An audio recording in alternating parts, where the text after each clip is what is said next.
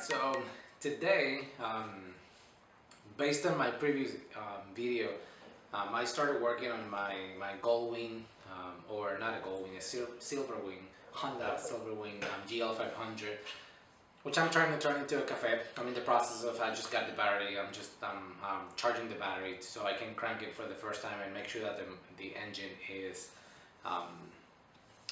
it's good, it's in a good running condition before I start, tearing the whole bike apart. I really want to make sure that I don't need to get another engine before I get started on the project. So that's coming up soon, and in the process I'm also de-rusting the gas tank, which I found pretty substantial amount of rust. So I have it right now soaked in, or actually filled in with apple cider vinegar and water, just to see how much rust I can remove from the tank and see if it's salvageable, and if not, then just start I guess looking for a new one. But in the meantime, I bought a Buell 1125R. This is my second Buell, same model. I used to have an 09, now I have an 08, which is the 25th anniversary. The one with, and I'll show it in a second. So this bike's perfect. I love the Rotax engine and the power delivery, such a balanced bike. I love it so much. But it seems like the 08 had an issue with the regulator rectifier, where all of a sudden spikes in voltage, and it started throwing errors on my dash, reading voltage meter or voltage problems or something like that. I don't remember. I'll try to capture with the camera, and so people can see what's actually happening. So anyhow, I can ride the bike every day, no problem, but I have to, for the most part, while I'm riding, I have to have my high beams on in order to draw some voltage from the battery, because it seems like the regulator is actually not regulating correctly, so it's spiking up or keeping pretty constant at I don't know, I think it's somewhere around maybe 14.9 or even I've seen 15 volts, which is super high. Normally you'll see anywhere from 13.9 to 14.4 while you're riding. So this one is, she just likes to be on the 15 all the time. So I know that's an issue. Also, when I'm stopped at a light, I can see how all of a sudden the volts start to go down a little by little.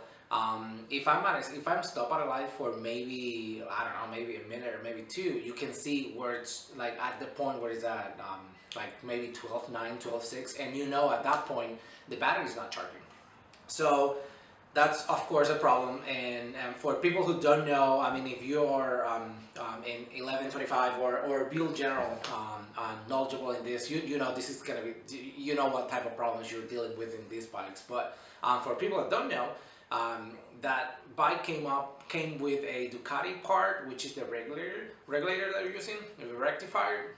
So what I did is I bought a second-hand regulator from I think it's a Racer 800 Polaris, one of those UTVs, and they came standard with the, I don't remember the brand, but it's the SH775 rectifier model, which is a series model as opposed to a rectifier that is a shunt type rectifier, which is the one I have on the bike right now, the one that comes from factory.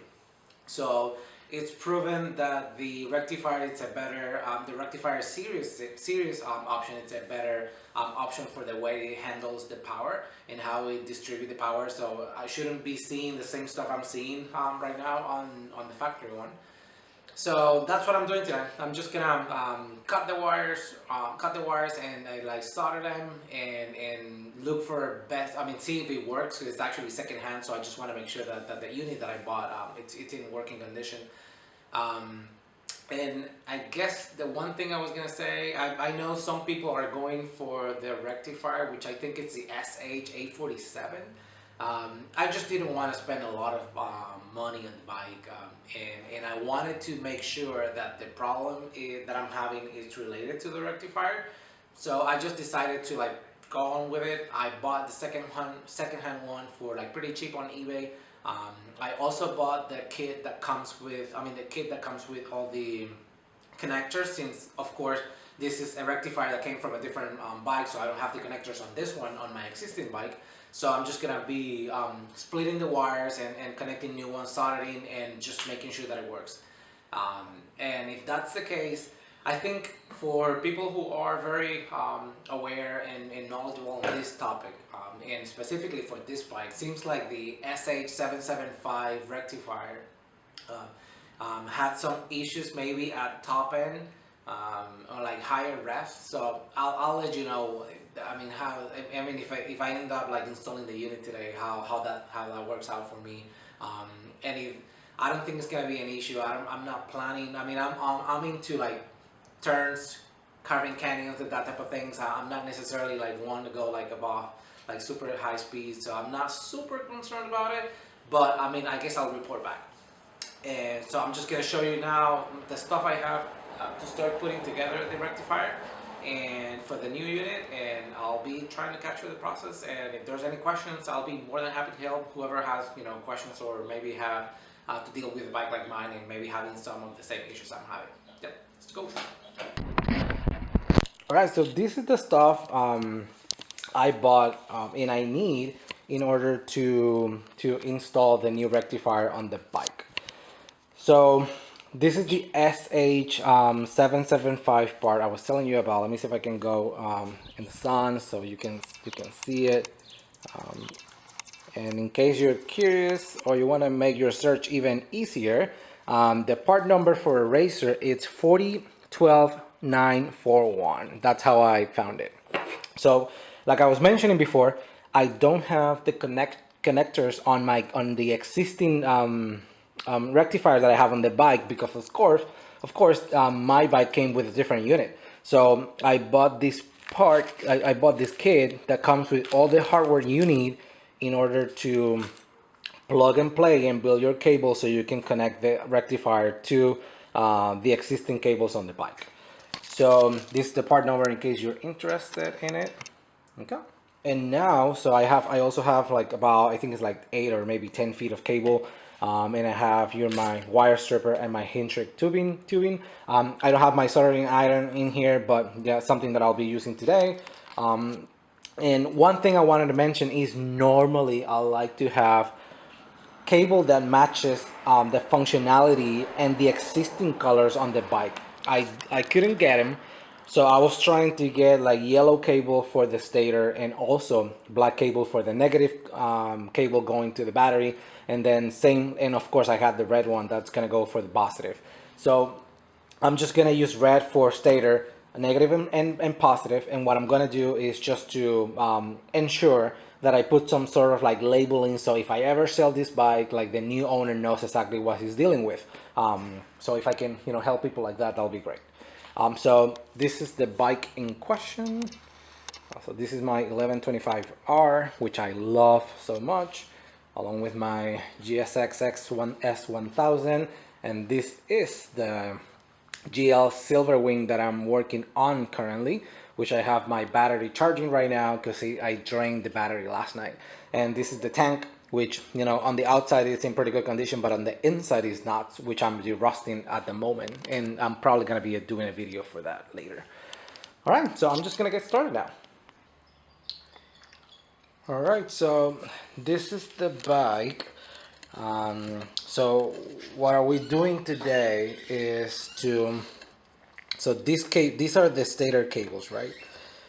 So these cables are going to the existing OEM rectifier, which is this unit right here, which by the way, it's a working unit, probably not working the best way or how it should be working, but I'm just gonna leave it, because if I ever get stranded or something and I need a rectifier, I can always just plug in the wires and just fix the issue like that. So what I have to do first of all is just to unplug this. So this goes to the stator and then this goes to the rectifier. So I'm just gonna be splicing actually, yeah, I'm just gonna be splicing the cables like here, and then this is the two cables that go from the rectifier to the battery, of course, negative and positive. So I'm just gonna do the same, and just like cut them like in here. I'm just gonna leave this existing connector in here, and then this is where I'm gonna intervene between the new rectifier and the battery. So I'm just gonna split them. Before I do that, of course, I'm just gonna unhook the battery. Just make sure that I'm not working on live wires, and I'm not gonna be like burning anything or creating a short. So make sure that I'm safe in that. So I'm just gonna undo the battery right now, and yeah, I'm just gonna get started. All right, so since I'm an idiot, I cut the cables for the plug and the battery like way too short. So I'm now have to. I really wanted to leave it like this, this one right here. So I'm now having to like fix this portion here, which I'm gonna do now. This is positive. So which I'm gonna do now before I move forward. So I'm just so I guess I'm not forced, but I'm gonna be starting to work on this first before building the actual connectors or cables that are gonna go or connect the stator to the battery.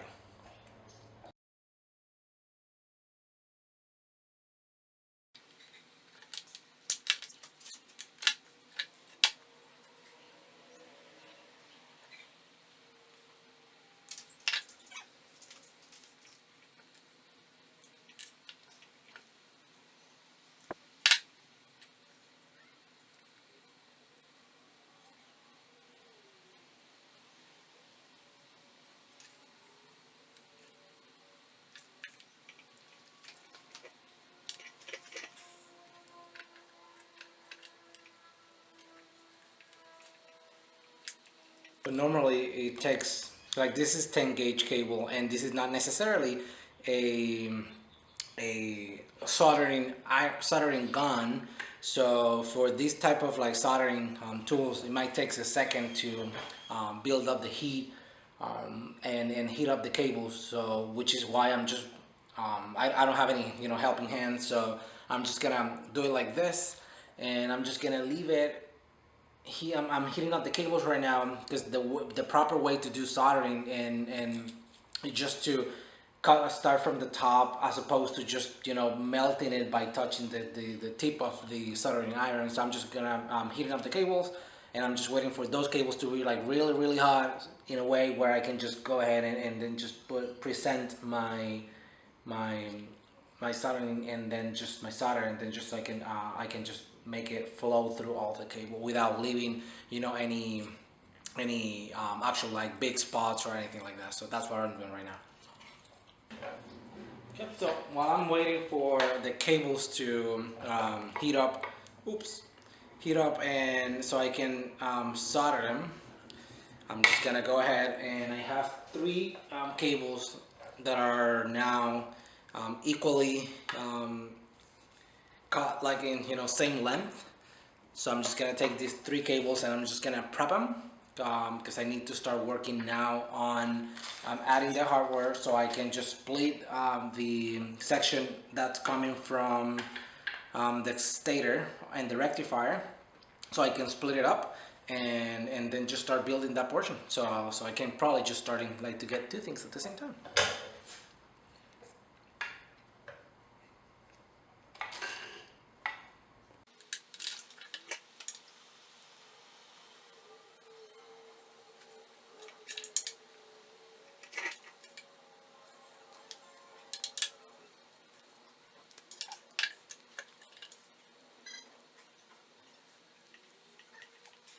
Okay, here's one cable. Now we have two more to go.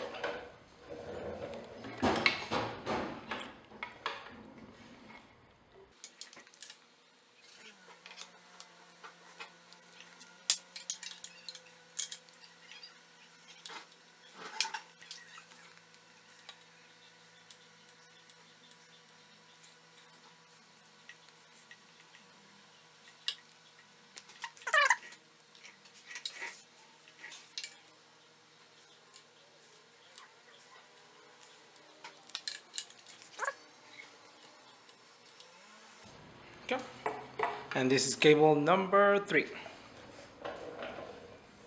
So now we have 3 cables that are stripped on both ends. This is one end, and then this is the other end. So I'm just gonna position this in here. Now take a look, take a see, a test to see if the cable are ready for me to start dropping some soldering. And it seems like still not the case. This is definitely taking longer than I expected. So now, what I'm going to do, I'm gonna remove this from here. I'm gonna take all this hardware out of the bag. So what I'm trying to do here is just to show all the stuff that comes in the hardware, or the hardware that comes in this kit, just for, oops, drop something, to build the cables. Important thing is this is like all this rubber just to ensure that this is gonna stay in, and also to make it watertight, that it's gonna be water not resistant, but water just gonna be repelling the water. It's not gonna leave any water to go in. So the whole thing about this section here is that we need to put these terminals in here, then crimp them down, and then we need to ensure that we can get those cables. Probably make the better or the best idea is just to get the cables in first, or actually not first, because this one goes in like so. Okay. So I'm just like, test fitting before I go all the way. Okay. So we need to set like 3 of the cables. We need to put one of these on the end. We have to do the same one for the negative, or the ones that the plug that goes to the battery, which is this one, negative and positive. And then this one takes 2 cables, and this one's gonna take 3, which are the three ones coming from the stator. So I am now just gonna get started, and then this is also very important because this is what's gonna go in here to also make it watertight and make sure that there's no water's gonna get in, especially. So that's cable number 1. I'm just gonna make it super tight, or as tight as possible.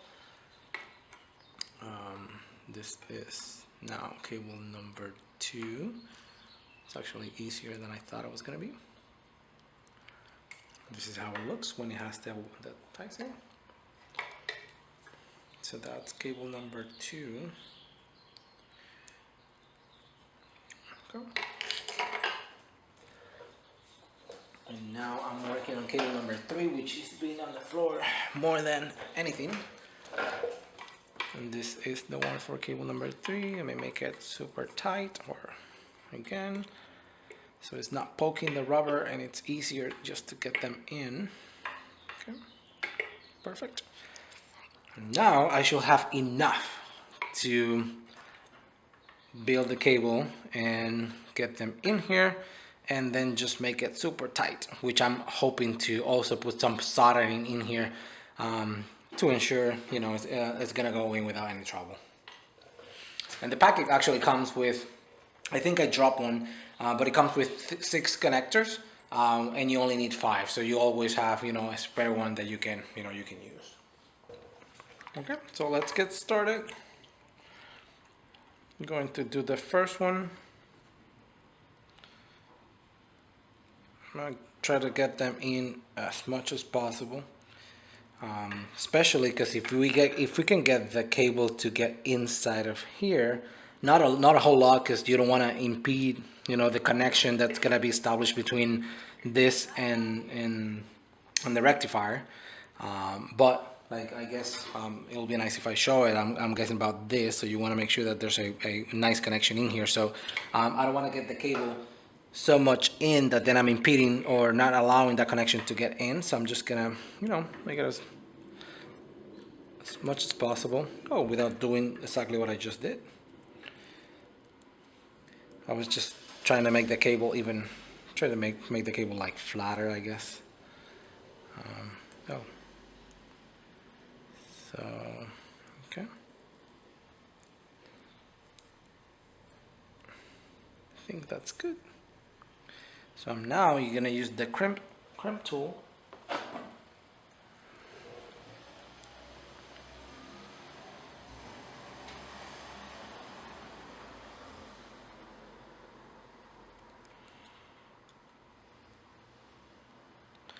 And what I'm gonna do is just to, as opposed to starting just to do it flat, I'm just gonna do it like this, one by one, so I can get a connection. Oh, I messed it up.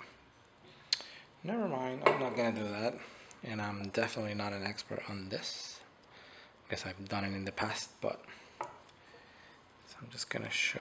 This is cool because I'm no expert, but I'm trying to show, you know, some of the struggle so you can learn from my mistakes. I just don't, I just like to, you know, I rather do this type of stuff, you know, myself, and as opposed to asking some other people to do it, because I love to learn, and there's no better way to understand your bike or the situations your bike is going through, unless you spend time on it. Okay, so just showing the progress. And now I'm just gonna take this one and do the same I did from the other side. Hopefully you guys can see it. Boom. Okay, so now I'm gonna use this portioning here, make it super tight. And I'm just, now that I have it tight at the bottom, I'm just gonna crimp it even more. And it doesn't seem like it's going anywhere, so I think that's a good sign. So I'm just gonna now try to insert the cable and see how it works. So based on this, it goes like this. There's a very similar to like this mechanism where you can release the plug. There's the same idea inside, and the mechanism is gonna be keeping this in place. It's gonna just get inside in here. So it has to be face up, and yep, it make connection. So one down. So now I'm just gonna push this stuff in, which I'm gonna pry. I don't want to make a puncture in this, but I don't think this is, you know, that. So I'm just gonna push it on the inside. So now that got in. And don't worry about cables exposed in here, because I'm going to be adding some heat shrink or shrink tubing later on. Yep. So that's one. So now I'm gonna repeat the process, and I'm not gonna talk through it. I'm just gonna do it and I'll show it.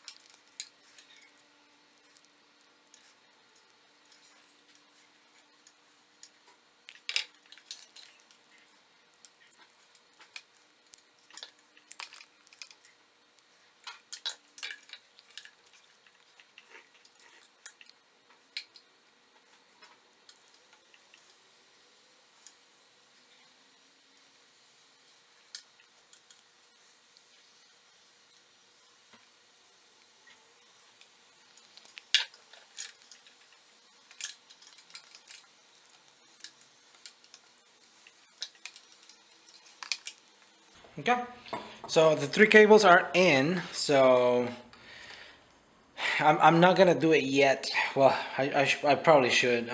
What I'm gonna do is, these are stator cables, so I'm just gonna cut like little pieces of heat shrink tubing, just so I can get enough in there, so these little pieces of cables that are exposed are not exposed anymore. So I don't want them making contact with anything else, and I don't want them also to have a place where they can so water can get in. So I'm just gonna do that right now.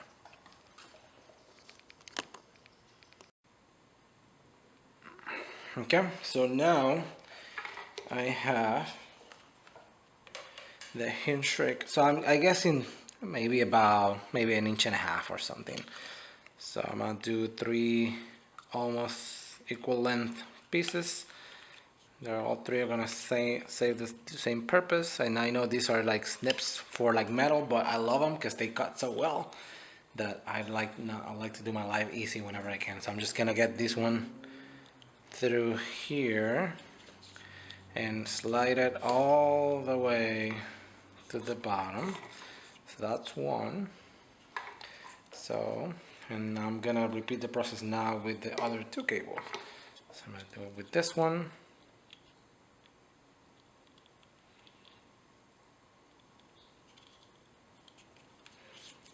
Okay. Same thing. And now with the last one.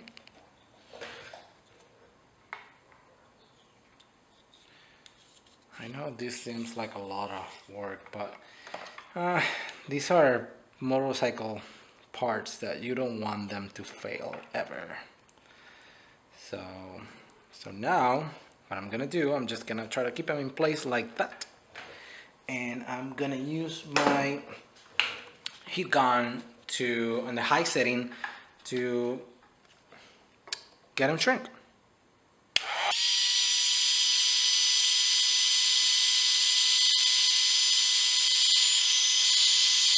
Okay.